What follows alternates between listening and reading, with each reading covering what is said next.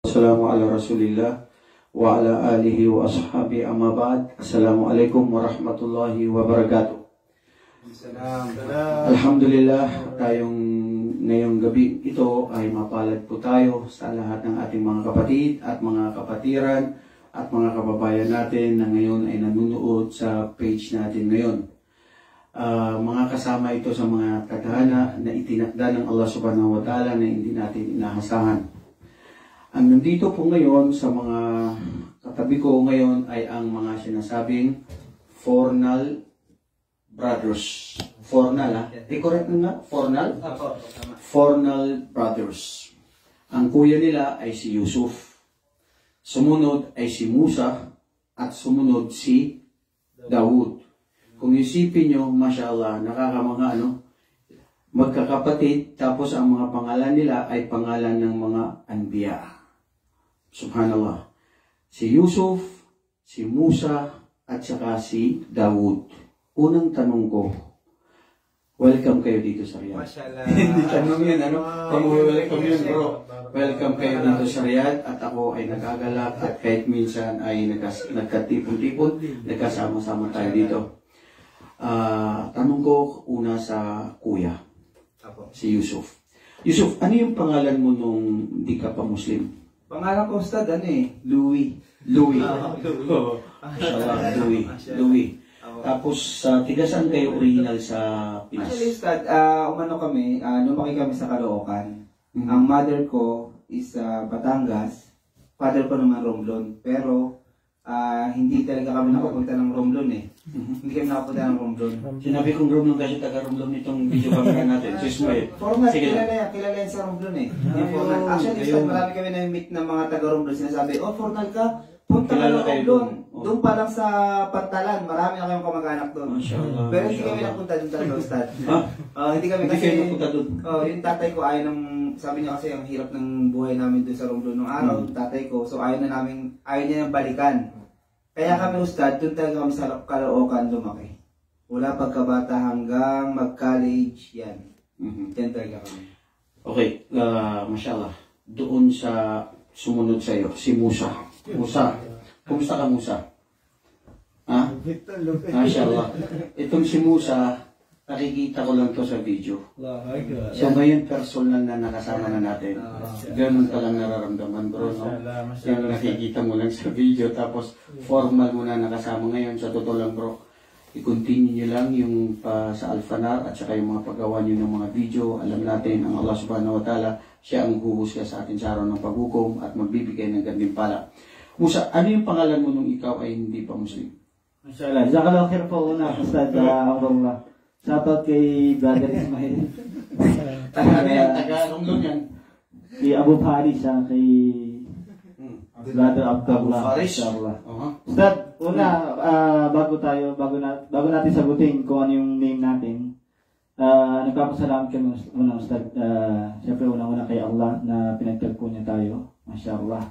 Parang hindi kompleto yung Riyadh pag Sheikh Amrullah, no? Tapos, Ustad, masyada dun sa pag-prepare po ng pagkain sa ikram, mashallah. Pala ng Allah ang aking may bahay. Opo, kay Mrs. Ustad, mashallah. Ang ganda niya. Pala siya. Barakallahu. So, James po, Ustad, yung name ko. James. Ang layo yung James sa Musa, no? James. Louie. Hindi mo napili yung Jamil. Kalapit sa Ustad kasi Teka, sino nagbigay sa inyo ng pangalan? Ikaw pumili, Musa? Actually, Ustad, ang nangyari nung after ng khutbah nung nagsyahada ako sa Maranao na masjid. So, Ustad, sa Batangas po yun, Ustad. Okay. Opo. So, subhanallah, hindi ko naiintindihan yung khutbah, pero grabe, iba yung pakiramdam. Kasi, Ustad, konting Ustad. Bago dun sa name. Nung time na magsasada na ako, Ustad, talagang parang ito na yun, yung Islam, tamang pananampalataya. Hindi ko naiintindihan, Ustad, yung khutbah kasi Maranao yung language Pero sabi ko, subhanallah, ito yung tamang religion na lang ko. So yun na yan sa puso ko, Ustad, ito yung tamang pananampalataya. Kahit di ko naiintindihan, pero nasasarapan ako, Ustad. Subhanallah. Ngayon, nung time na magsasada ako, Ustad, pinapili ako ng Ustad na Maranao Anong gusto mong pangalan? Ibrahim, dalawa kami ng Ustad. Nagsasada sa oras na Ibrahim. Anong taon yun? 2010 po, Ustad. 2010. Okay. Sabi, pili ka, Ibrahim, Isa, o Musa. Gusto ko, Ustad, yung Ibrahim eh. Oh. Sabi, kinuha nung kasama ko. Oh, So, naman siya. Isa, tsaka Musa. Sabi nung Maranaw, huwag na Isa kasi baka asarin ka pa yung Isa, dalawa dyan. Yung Musa na lang kunin mo. Ayun. Wala naman ito, Ustad, yung Musa kinuha ko. Ang dila, Ustad, kaya na lang po paliwanag. Anong ibig sabihin ng Musa? Inshallah. Musa. Yun ay kataga na kung saan ipinangalan doon sa isang sanggol na ipinanganak ng propeta na Musa na ibig sabihin ay doon galing sa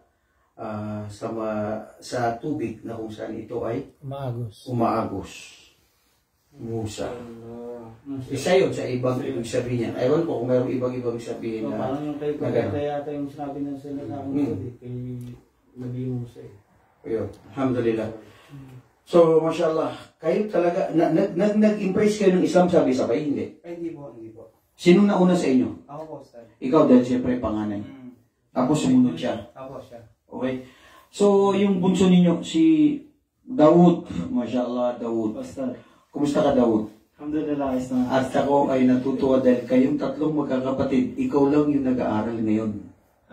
Dito sa... Alhamdulillah, Ustad, lahat naman po kami. Lahat din kayo nag-aaral. Ikaw nag-aaral din ka ba sa Baguio? Hindi po, hindi po. Ang nag-aaral lang sa Baguio itong si James. Okay, si Musa. Tapos ikaw, Dawood, anong pangalan mo dati? Ang pangalan ko po dati ay Christian. Christian? Opo, na ngayon ay Muslim na. Alam mo, ang dapat pangalan yan, Muslim. Pwede naman Muslim ang pangalan yan, bro. Oh, ang lupit naman. Bakit ganun? Bakit ganun? Christian, so dapat Muslim. Pero hindi mo naisip na Muslim dapat pangalan mo. Opo, hindi ko na naisip. Sinong pumili na pangalan mo, Dawood? Hindi ko alam ang Ustad eh. Parang bigla na ng isang araw, Dawood na lang pangalan ko. Ganun? Hindi mo pinili na parang gano'n? Actually, may mga nagkwento sa tatlong sa mga prophets, tapos hanggang sa pinili ko na yung pangalang Dawood. Mashallah, mashallah. At Dawood, dati mong pangalan ay? Christian. Christian nga. So, nawawala tuloy ako. Alam mo, sa totoo lang, natutuwa ako sa the three brothers na foreigner na ito dahil may nakita kong video nila kung gaano sila ka-close sa kanilang ina. Mashallah. Allah, nakakaingit yun, bro. Yung paano nyo inalagaan ang nanay nyo, para nyo lang siyang ate, tapos close din siya sa inyo. Ang tanong ko, sino ang naunang nagbalik Islam sa inyo? Kayong tatlo, yung o yung nanay nyo? So, sa family talaga, yung talagang pinaka-main family namin, ako yung nauna talaga. Ikaw ang nauna. Okay. At anong dahilan ba't ka pumasok sa Islam? Actually, Ustad, talagang yung aral eh. Aral talaga yung ano ko. Nagpursige sa'yo. Nagpursige sa'yo. Kasi nung time na, Ustad, na wala ako sa bahay namin, sa iba ako nakatira, may nakilala akong balik Islam din. Ang galing nga nitong balik Islam na to, Ustad, yung paano niya ako dinawahan eh. Kasi alam niya, nag-graduate ako ng nursing. So ngayon, Ustad, ang ginamit niya sa aking dawa, approach is about sa mga miracles ng Quran. Ang hindi ko makakalimutan doon, Ustad, is yung sinabi niya na, alam mo ba na ang ultrasound is kailan lang na-discover yan, pero sa Quran, sa aklat namin, alam na namin kung ano itsura ng bata, ng sanggol, sa sinapupunan pa lamang. So ngayon, naano ko yun? Alam ko yun. Namanga ako kasi paano? Para daw kinagat sa maliit na bagay, na malambot na bagay, na kung saan yun yung larawan ng ano. So ako naman, convinced ako kasi pinag-aralan ko eh, as nag-aral ako ng related sa medicine eh. So nasundan yun, nasabi ko, tama nga naman. Tapos Ustad, ayun, hanggang sa inano niya sa akin yung mga yung mga sa mga joints yan, inano niya rin, alam mo ba, sa Quran nakasulat lahat yan, kung ilan yung mga joints ng katawan. So sabi ko, anong taon yun? 2010, Ustad. So nung nagkwento na yun, tinanggap ng Islam, hindi pa, nag-research ka Ustad, nung gabi na yun na nagdadawa, sabi ko kagad sa kanya, gusto ko mag-Muslim. Ngayon, ang ginawa ko, Ustad, nun, sabi niya sa akin, o sige, kung gusto mag-Muslim, antayin mo yung Friday, dadalhin kita sa masjid. Okay, Ustad? So, dadalhin daw niya ako sa masjid. Pero nung nagsabi ako sa kanya, mag-Muslim na ako, kinabukasan, Ustad, hindi talaga ako agad kumain na ng baboy hanggang umabot yung Friday. Kaya sabi ko, mag-Muslim ako. Hanggang sa Ustad, umabot yung yung Friday, kung kilala mo si Ustad Muhammad Aberun. Si Muhammad Aberun. Siya yung nag-aaral sa Marawi. Siya yung imam that time. Ustad. Shoutout mo. Sheikh Muhammad Abirun.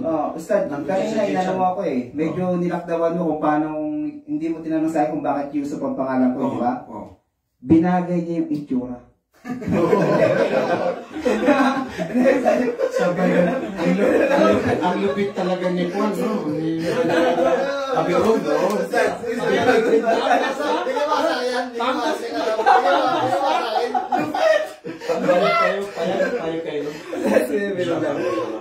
Nagkakatuwa lang po mga kapatid para wag lagi seryoso minsan. Kaya sa nabiroon ako nagbalik study sa Caloocan din. That time siya po yung imam dun sa masjid namin. At siya yung siya nag-imam, tapos doon ka rin nag-announce na nag-Muslim ka. Opo, doon po talaga. Nung nag-Muslim ka, ano sinabi ng nanay mo? Mga Actually, Ustad, dahil nga wala naman ako sa bahay namin.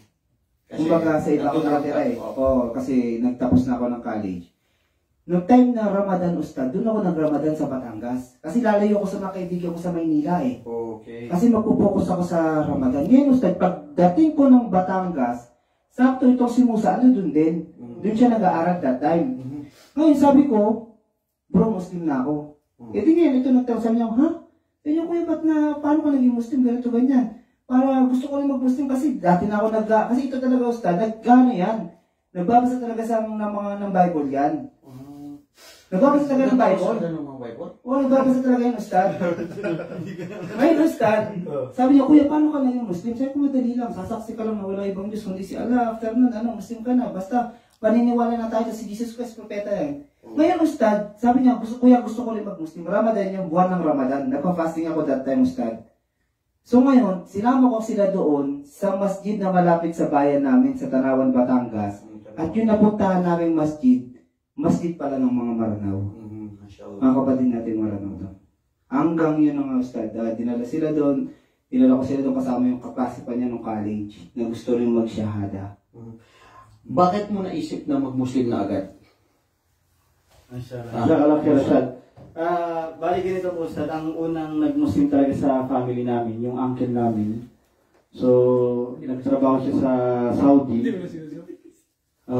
Then, pag ano po niya, pagdating niya dun sa amin, yun, nagdawa sila, Ustad. Okay sa amin. Okay, so, ako yung talagang, sabi natin, Ustad, medyo talaga nakapag-isip dun sa mga binanggit nila. Kasi lalo na dun sa patungkol kay Jesus Christ. Kasi yung binanggit na si Jesus ay hindi Diyos bilang propeta. So, lahat po Ustad, subhanallah, yun nga po Ustad ang talagang nakatanim sa isip ko. Na pagka nagpapaliwanag talaga tayo ng Islam o about kay Jesus Christ, dalawa lang yung naisip ng tao eh. Either na hindi niya tanggapin dahil ayaw niya, o alam niya sa sarili niya, Ustad, na tama yung sinasabi ng tao. So, Ustad, ganun po yung nangyari sa akin. Pinaliwanag na kung si Jesus Diyos, bakit siya nagdarasal. So, may sense talaga yung mga binabanggit nila. So, doon ako sa nagkaroon ng, sabi natin, basahin ko nga yung Bible. Kasi ayaw ko naman na lumipat ng ibang pananampalataya na hindi ko alam yung meron sa amin. Bakit mo basahin ng Bible? Kasi Ustad, hindi pa ako Ustad. Doon pa lang una nakarating yung mensahe ng Islam sa amin. Okay. So yun, inopen ko Ustad sa family yun, na parang gusto ko yumakap ng Islam. Parang gano'n sila, hindi, isa lang yan, isang pananampalataya lang yan, isang Diyos lang yan, yung kinikilala nila, yun na din sa atin, iniba lang nila. Ng pangalan. Oo, ganun po Ustad. So sa pagkaano talaga, Ustad, subhanallah, hindi ko talaga makalimutan, talaga yung gabi na yun, na talagang dumating sa akin yung mensahe ng Islam, bago ako matulog Ustad, talaga nagdasal ako, sabi ko, O Jesus, sabi ko, kung ikaw yung totoong Diyos, sabi ko, wag mo akong iligaw. Kasi nagkaroon na ako ng pagdududa Ustad eh. Tapos sabi ko, Ya Allah, sabi ko, kung ikaw yung Diyos, sabi ko, gabayan mo ako. Subhanallah, kaya, ito, mensahe ito sa mga non-Muslim na mga viewers natin. Maaaring nakarating sa kanila yung mensahe ng Islam. Ihiling nyo, ihiling nyo sa Diyos. Nagabayan kayo kung sino ang Diyos na totoo, gabayan ako. Kasi yun po yung nangyari sa akin, Ustad. Kaya nung time na nag-Muslim siya, actually, Ustad, nung napunta ako ng Batangas, nagdadawa na ako dun sa mga classmate ko. sa mga Kristiyano. Yes, ito yung Islam, ganito, ganyan. Kahit ka pa yung Muslim? Islam. Hindi pa ako Muslim, Ustad. Kaya nung dumating to, Ustad, Dahil ito, no? Hindi pa siya nag-ano. yes po, Ustad, nung dumating po ito, na sinabi niya na Muslim siya, sabi ko, pangalawa na to. Sabi ko, baka wala ng pangatlo. Kaya yung sinabi niya na in-embrace ko agad yung Islam, kasi yung talaga yung tumatak sa akin, baka wala ng pangatlong chance. Dahil ko pangalawang chance na to, kaya tinanggap ko. Ustad, nung magsasyada ako, sinabi ko dun sa mga classmate ko, dun sa nung college ako, sabi ko, magmumuslim ako, sino sa inyo sasama. Yun po yung Ustad na merong isang sumama sa akin, na nagsyada ka kasama ko. Yun ang kaibigan, walang iwanan. Di ba? Ibig sabihin, magmumuslim ako, sino yung kaibigan ko na gustong sumama, apoy sumama na sa'yo. Opo. Kasi Ustad talagang hindi pa ako Muslim, Ustad, talagang inano ko na sa kanila. Pinapaliwanag ko kanila, tutunan ko sa Islam. Mashallah, tabarakallah. Gusto ko pakinggan si Daud. Daud, ikaw kasi yung bunso eh.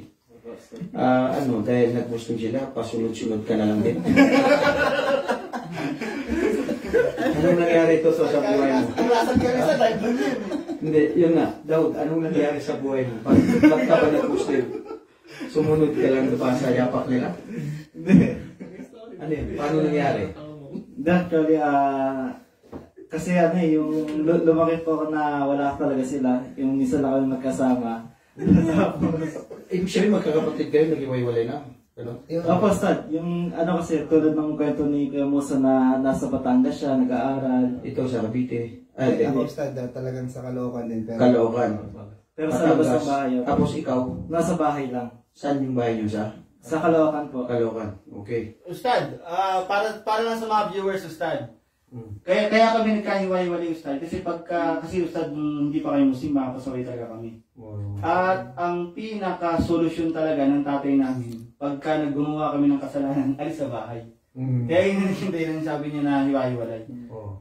So alhamdulillah, inshallah, mamaya. Alhamdulillah, nagkabayan kayo ng Islam. Di ba? Bro, laking biyaya naman.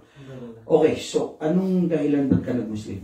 So yun nga po, na pagbalik ni Kuya Musa ng bahay, so doon siya nag-stay. Tapos Muslim na po siya noon.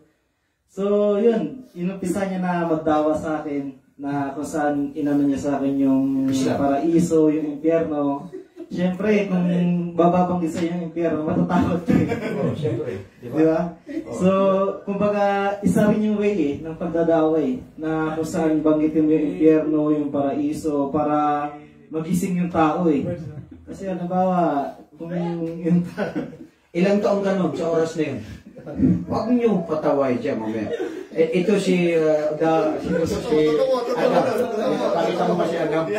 Mag-disturb ito sila eh. Adam, kumusta kayo Adam? Alhamdulillah. Abdullah, okay kayo? Seryoso siya eh, napapatawa siya sa inyo. Huwag niyo ano yun. Kasi naano niya yung subhanallah ang tawag. Yung gabay talaga. Walang makakapagpigil, di ba? Pero nung pumasok ka sa Islam dahil sa pagsabi ng kapatid ng kuya. Hindi, pagsabi niya po nung mga dawa na yun, hindi ako pumasok ng Islam. Kumbaga tinignan ko din, tapos nakikita ko siya nagsasala. Tapos tanda ko nun, hindi pa ako Muslim, pero nagduduan na ako kay Allah. Kumbaga tinanggap ko na yung mga sinasabi niya. Kasi parang, alam mo, nagduwa ka rin na kung sinong totoong hindi, Diyos. kumbaga kung yung may gusto ako, umihiling ako, kay Allah na. Tapos yun, talagang umepekto talaga sa akin yung patungkol sa araw ng pag-uukom eh. Kasi di ba, Christian life, hindi mo maririnig yun eh. Correct. Yung patungkol sa impyerno o ano man. Paraiso, tama. Di ba? So yun, hanggang sa nakikita ko siya nagsasala, tapos sinasama niya ako, hindi pa ako Muslim nun. Hanggang sa masjid. kumbaga sinasama niya po ako pag nagsasala siya ng ng 5 beses na pagdarasal. Okay, so nung nag-Muslim ka noon, nalaman ng nanay niyo. Opo, nalaman po ng mother namin. Okay, gusto ko sumagot itong siya, no? Nung nalaman ng nanay niyo, anong ginawa? Hindi kayo pinalo, pinagalitan? Actually, Ustad, yung sa nanay ko, kasi mabait talaga yung mother namin, Ustad eh. Yung tatay talaga namin yung talagang mahigpit. Yung nanay namin, Ustad, hindi niya kami pinigilan mag-Muslim, Ustad, dahil nga nakita niya talaga yung malaking pagbabago. Pagkatulad ng sinasabi, Ustad, ni Musa, talagang sakit kami ng ulo talaga dati ng magulang namin. Ang dami namin trouble dati sa Pilipinas. Alam mo ng mga kapitbahay, ng mga... Batangas kayo, di ba? Sa Caloocan pa lang, Ustad. Caloocan pa lang. Basta mga taga-Caloocan yan. Oo. Kilala yan dyan eh. Mga wafrek yan dyan eh. Minsan kami mga taga-Quiapo, pag pumunta sa Caloocan, huwag kayo pumunta doon. Iba yung mga ganun. Maraming Ustad, Oo. kumbaga dami, sakit talaga. Saan kayo doon sa may Caloocan? Sa may... Dito kami, Ustad, sa may boundary ng Quezon City and Bulacan. Okay. Evergreen. Diyan kami banda, Ustad. So ngayon, Ustad, yung magulang namin, nanay namin, Ustad, particularly, hindi siya naging hindran sa amin, hindi naging hadlang. Kasi nga, nakita niya talaga yung pagbabago. Kasi nawala yung mga bisyo. Tapos nakikita niya mga lalaki nagsasala. Di ba, Ustad? So malaki yung pagbabago, Ustad. Tapos yung mga kaibigan namin dati, kasi involved kami sa fraternity dati, Ustad eh. So malaking fraternity hanggang sa naging mga officialis pa kami ganito ganyan. Naiba, Ustad, naiba yung mga set of friends namin, nung mag-Muslim kami. Pero mo, Ustad, yung mga kaibigan namin, from manginginom, umiinom, gumagawa ng ganitong bagay, nung mag-Muslim kami, iba na yung kasama ng anak namin Mga nagsasala na, nagdarasal, mga kalalakihan, mga nagbabasa doon, nag-aaral ng Islam. So, walang makukulat yung nanay namin, wala siyang doon, hadlang. Sa bagay na Matutuwa siya. Sa ganun. Nakita niya yung resulta. So, anong ginawa ng mga kaibigan niyo? Anong nangyari? Ayan, si... Kusa, ano yung nangyari dun sa mga kaibigan niyo? Nag-Muslim kayo? Sabi nila, James, Tol, ano ba? Lutin mo man ngayon Ayaw mo na sumama namin. Ano nangyari? Normal po, Ustad, talaga na merong mga kaibigan natin na hindi naintindihan yung... Tinutokso kayo, Ustad, normal po yun, lalo na sa Pilipinas. Kaya, normal po yun, Ustad eh. So, yung decision na ginawa natin, actually, Ustad, kasi yung Islam, alam naman natin yung paningin ng mga tao pagdating sa Islam. Kahit wala silang nabasa, napag-aralan, basta dumating sa kanila yung word na Islam, pangit na agad yung impression nila. Grabe yung image. So, ano nangyari di ba? Ano nangyari? Bakit kayo umakap sa Islam? Ano na nangyari? So, nangangamba sila sa amin, Ustad. Pero pag tinanong mo, may nagpaliwanag ba sa inyo? Anong edad mo nung nag-Muslim ka? Ako po, Ustad, mga 21. 21. Nung mga edad mo, 15, ganyan, bata pa, ganyan.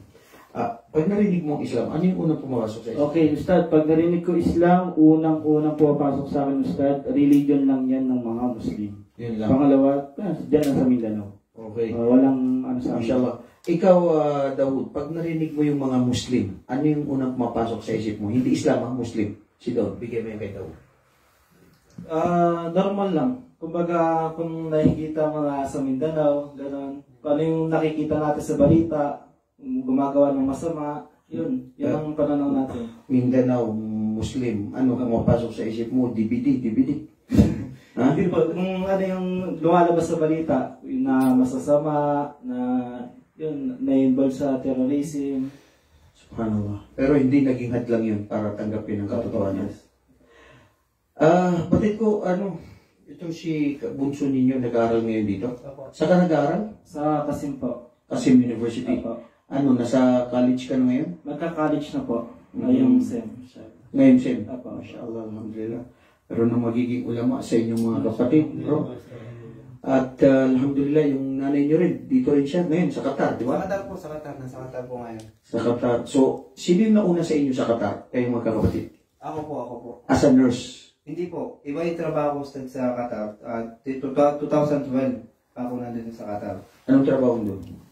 Sa na po, sa isang kumpanya. Kumpanya. Hindi mo nagamit yung pagka-nurse mo doon? Hindi po, Ustad eh. Hindi po. Ikaw, Musa, natapos mo yung college mo? Anong course mo una? Ano yung course mo? Subhanallah. Ustad, kung sa course lang po, Ustad, sobrang dami kong kinuwang course. At ang dami kong school na pinasukan talaga. Kasi Ustad po, yun nga, sabi nga ni, yung buhay namin, Ustad, magulo talaga. Sakit kami sa... sa magulang ba namin, Ustad? Sa magulang. So, Bawang sa lipunan, oo, sa magulang. Ustad, iba-iba. Actually, nakailang school ako, mga siguro 5 school ng college talaga ako, Ustad. Kasi, kinikick off kami, tapos lipat kami ng Batangas, tapos lipat naman ng lahat. Hindi ako nakapagtapos, Ustad, pagdating doon sa college. Dahil doon sa buhay na meron kami. Noong nag-Muslim ako, Ustad, so yun yung talagang sabi ko, dito ko pagpupusigin yung pag-aaral ko. Kaya yun Ustad, alhamdulillah, pinagkaloob ni Allah na matanggap tayo dun sa Al-Ma'arif, sa Baguio. So, yun po yung tinapos po natin Ustad, alhamdulillah. Nakapagtapos ka sa Ma'arif. Ikaw daw, nakapag-aral ka din sa Ma'arif? Apo, alhamdulillah. Ikaw, sa Ma'arif? Hindi po. So, kayong dalawa, anong batch ka sa Ma'arif? Batch 22. 22, ikaw 17? 18 po, Ustad. 18. Ano ang may papapayo mo, kapatid na Yusuf, sa mga gustong pumasok sa Islam na parang sabi nila, hindi pa kami handa o sakana? Yan, actually, Ustad, yan, pagka nagdadawa kami at nakakarinig kami ng mga ganyang ng mga ganyang kasi ng dahilan ng mga kababayan natin na sinasabi nila, actually, actually, Ustad, yan naman sinasabi nila magandang aral ng Islam kaso takot silang pasukin unang-una. Bakit lagi nila sinasabi, kasi ang Islam napakahigpit, ang daming bawal, ganito ganyan. So, pinapaliwanag natin yun na sa Islam, hindi maraming bawal. Actually, mas maraming ang pinapahintulutan kaysa sa bawal. Correct. Katulad Ustad, lagi ko sinasabi, katulad sa inumin. Alak lang naman ang pinagbabawal. Pwede mo kayo minom ng juice, ng gatas, ng tubig, ng marami pang inumin. Pagdating sa pagkain, ano ba pinagbabawal lang ng Islam? Baboy lang. Ano mga pwede? Pwedeng isda, kambing, gulay, prutas. So, kaya kung mas mga pinapahintulutan. Ngayon, Ustad, ang pinakaano ko lang sa kanila, pagka dinidelay nila yung pagsaksi, o ayaw pa nila mag-Muslim, wala ko lang sinasabi, kahit sa isang kasalanan lang naman na hindi papatawad ng Diyos, is yung babawian tayo ng buhay na hindi natin siya kilala. At yung buhay ng isang tao, walang makakapagsabi kung hanggang kailan tayo. Correct. Hindi natin alam. Sabihin, pwede po bang next week na lang ako magbabalik Islam? Na-encounter namin sa Qatar Postad. Pwede ba next week na lang? Kasi ganito ganyan. Siya ko, sino nakakaalam? Sino nakakaalam ng buhay natin? Correct. Katulad ng mga sinasabi natin sa kanila na isang kasalanan lang ang hindi kaya patawarin ng Diyos. Yung sumamba tayo ng ibang Diyos maliban sa Kanya. At huwag tayong hayaang bawian ng buhay nang wala tayo sa pananampalataya ng Islam. So, yun ang lagi natin sinasabi sa kanila, huwag natin hayaan. Yung pagsaksi na wala ibang Diyos maliban kaya pwede natin gawin ito ngayon at pagkatapos ay susundan natin ang pag-aaral. Para mas lalo natin mapagtibay kung ano man yung sinaksihan natin bilang isang Muslim. Mashallah, alhamdulillah.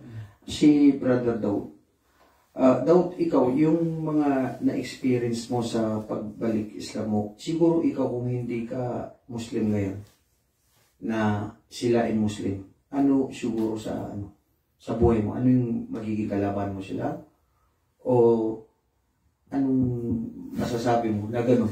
Ibig sabihin, kasi may mga gano'n may kakilala ko, ay wasa na gabayan ng Allah yung kapatid na kuya ni Nadir Oquendo. Hindi pa nag-Muslim yan. Totoo yan. So kayo, mashallah, ito nakakamangay. Bibihira ito na magkakapatid tapos lahat masok sa Islam.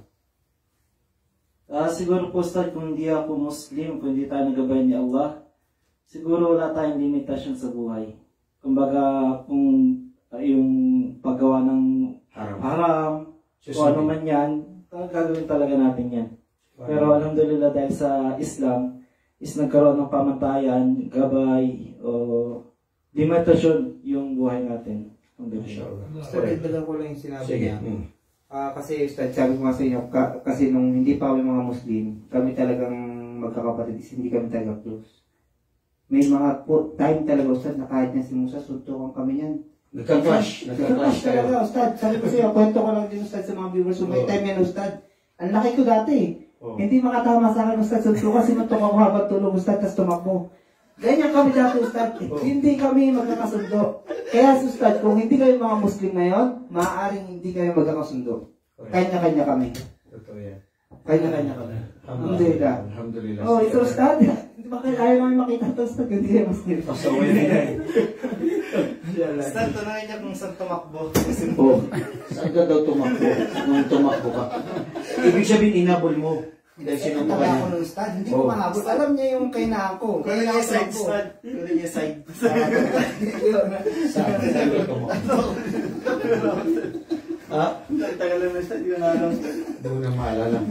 Alhamdulillah, alhamdulillah. Pakibigay ito kay Brother Adam. Kunin mo siya, Adam. Adam, gusto ko tanong, sandali lang, ikaw muna. Ikaw ba, Adam, balik? Oo, balik Islam ka ba? Or born Muslim? Or ano? Hindi ko rin po alam, Muslim, hindi kung balik Islam ba o ano.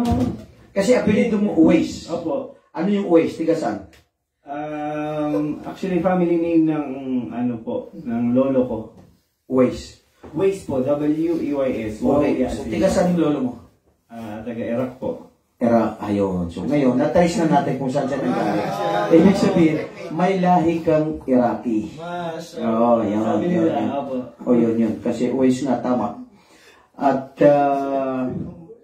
nag-aral ka din sa Baguio. Opo. Anong batch? Kayo ba magkaka-batch? Batch 13 po, batch 13. Mas nauna ka. Batch 13 kayo. Opo. So, nagbalik Islam ka din? Namulat po kami sa buhay katoliko. Sa edad na hanggang siguro 14, 15, ganyan po.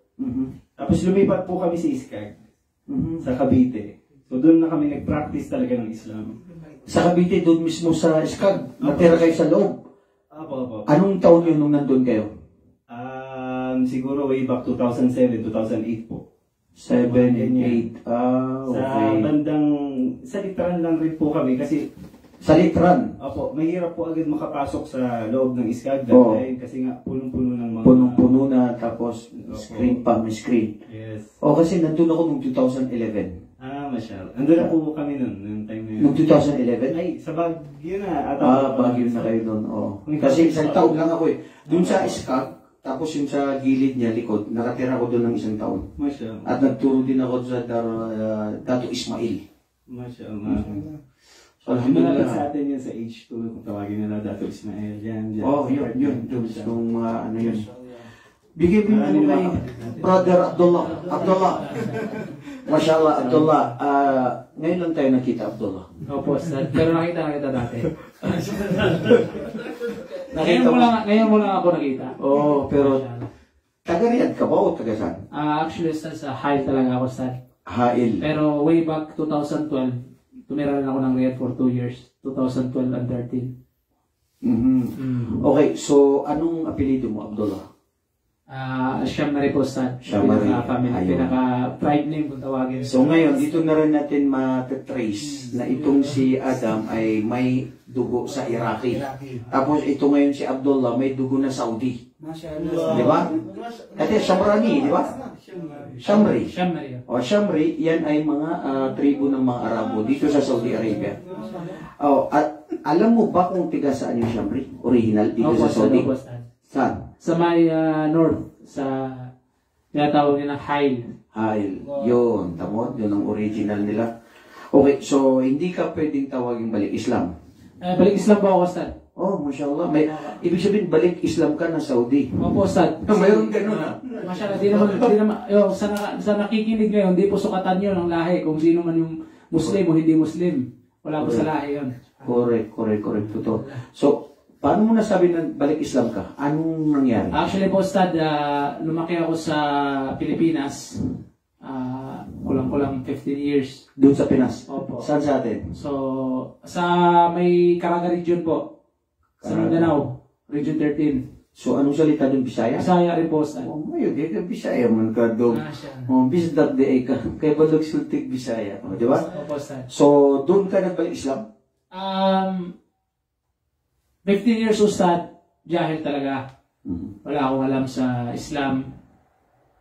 Lumaki ako as a Protestant. Siyempre, di ba, yung surroundings eh. So, sunod kung ano yung nakaugalian, ayon nga sa mga iba nating kababayan, ito na po yung nakaugalian ko. Correct. So, ganun din ang nangyari sa akin. So, to make the long story short, Ustad,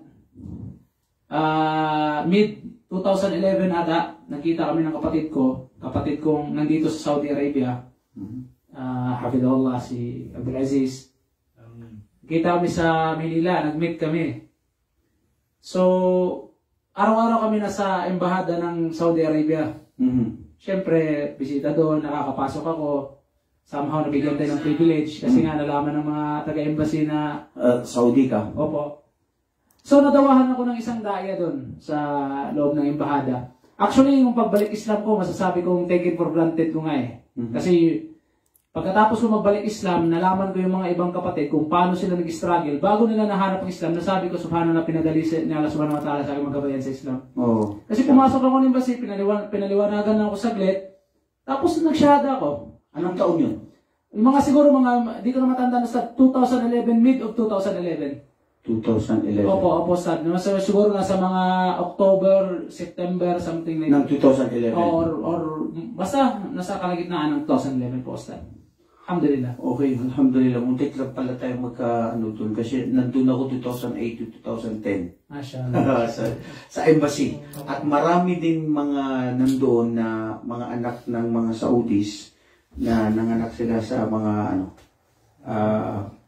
mga taga-Pinay. Di ba? Alhamdulillah. Sa gabay ng Islam sa atin. Last question kay Brother Adam. Ustad Adam, bakit ka nag-Muslim? Sabay-sabay na lang rin po sa pamilya. Parang hindi pa talaga hinog pa yung Wala kang alam sa isip Islam. o ganyan, yung ate ko, dalawang ate ko, ganyan, yung nanay ko. Nandun na kami, kumbaga nandun na kami lahat sa community ng mga kamusliman. Sa Cavite. Sa Cavite po ako. Parang, game? Tara na, bismillah. Yun, shahada na po, yun, ganun nangyari. Sa gabay ng Allah. So, tuloy-tuloy na po yun. Alhamdulillah.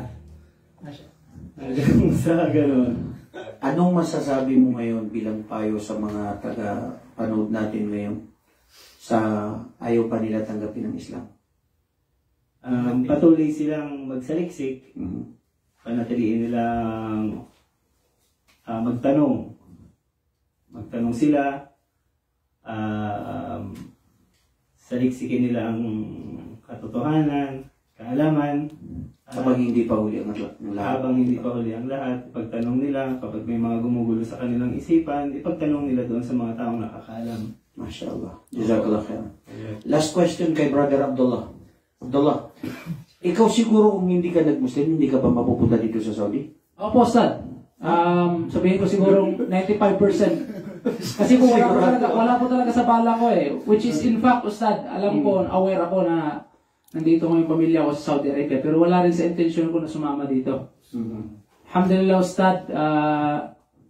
Una-una sa gabay ni Allah subhanahu wa ta'ala, pinadali yung papunta ko dito, Ustad, na gumawa rin ng technique yung kapatid ko paano ako madali. Kasi matigas rin ako, Ustad, ayaw ko na sumama, Ustad. Kasi may nanay ako, may pamilya ako sa Pilipinas mahirap iwanan yun. Tapos 15 years old lang ako noon, Ustad.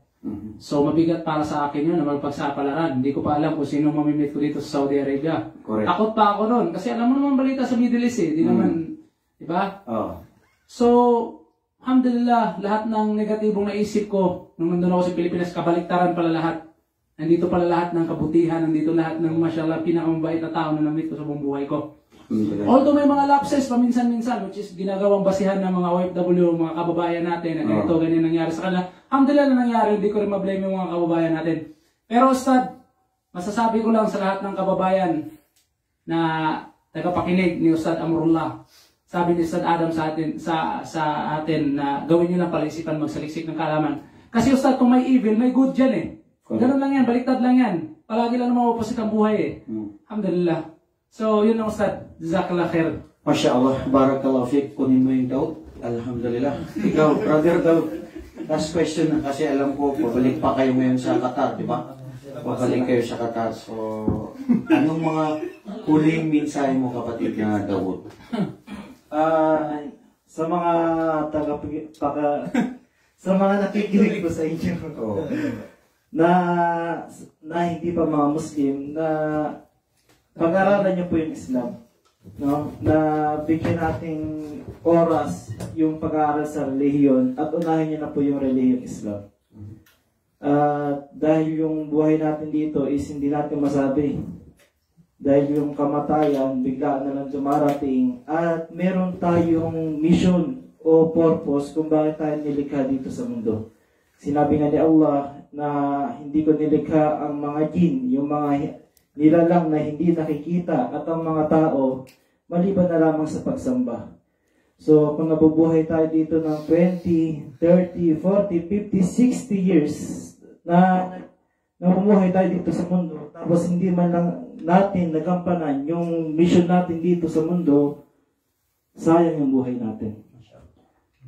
Napakalaking sayang. So, yun po, hinikahin ko po sa inyo na pag-aralan nyo po yung relihiyong Islam. Barakallahu fiqh, jazakallahu khairan.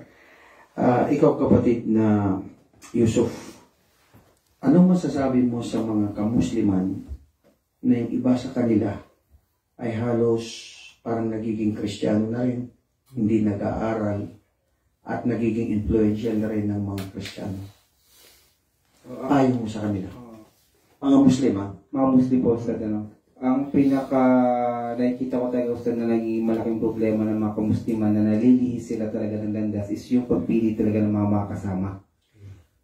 Yung pagpili talaga ng kaibigan.